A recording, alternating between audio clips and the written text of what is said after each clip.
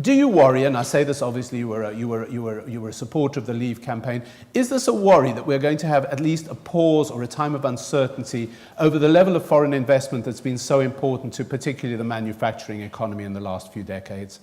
Well, I think you're absolutely right in saying that the companies that have come to this country, particularly the motor industry, have been a very important part of what's happened. I mean, I think the very fact that so much of our industry now is owned by foreign companies and foreign interests says something about the way talent has been used in this country to build industries up. And I think the problem we've had actually, not just for the last 40 years, but maybe for the last 200 years, ever since industrialisation started, is that industry's never been terribly profitable in this country compared to other occupations. And as a result, it's never really attracted talent to any very great extent. I mean, of all the people I was at university with, nobody went into industry. They all went into the media, they went into the civil service, and some of them went into the church, but nobody went into making and selling things.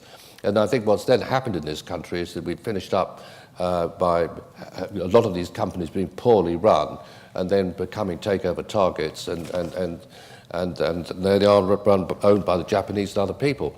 I mean, as to the future on all this, though, I mean, despite what was said in the papers, there's actually been quite a lot of announcements in the motor industry since the Brexit vote about increases in investment. So what people are saying isn't necessarily quite the same as what they're doing.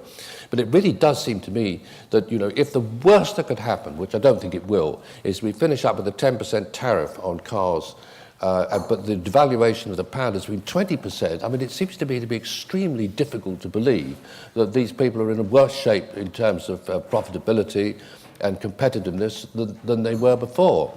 So I think actually these changes that we've seen in the exchange rate and what this is doing to the profitability of exports and so on, maybe to close the balance of payments gap a bit, is really on the whole pretty positive news.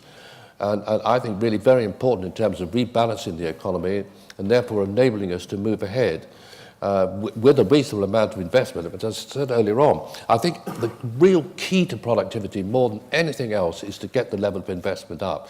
And it's really the trend for the last 4 or 5 years has been dismally in the wrong direction.